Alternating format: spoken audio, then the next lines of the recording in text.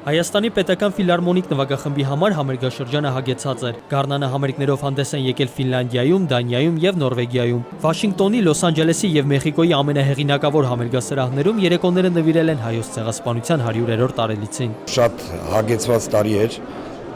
թե երևանյան համերգներով, թե հյուրախաղերով եւ բնականաբար ամբողջ մեր համերգաշրջանը, բոլոր համերգները նվիրված են եղել ցեղասպանության 100-ամյակի հիշատակին։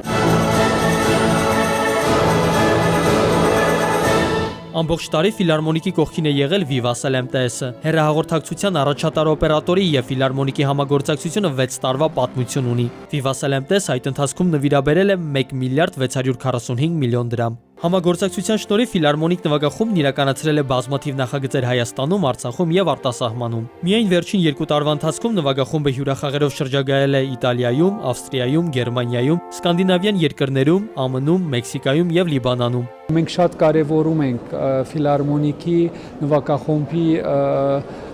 գործերը ոչ թե միայն մեր երկրում, այլ հատկապես երբ որ իրենք հանդիսանում են դասական երաժշտության հայկական տեսփան եւ շրջում են աշխարհը։ Նոյեմբերի 29-ին, դեկտեմբերի 2-ին եւ 3-ին ֆիլհարմոնիկը հյուրախաղերով հանդես կգա Լեհաստանում եւ Գերմանիայում։ Ծրագրում Ռիմսկի-Կորսակով, Արամ Խաչատրյան, Շոպեն եւ Չայկովսկի։ Մենակատարներն են ջութակահարուհի Անուշ Նիկողոսյանը եւ դաշնակահարուհի Սոֆիա Պաչինին։ Տուրնեից առաջ ֆիլհարմոնիկը նույն ծրագրով համերգ ունենա Երևանում։ Արման Մալխասյան, Գառնիկ Մելքոնյան, ժամը լրատվական։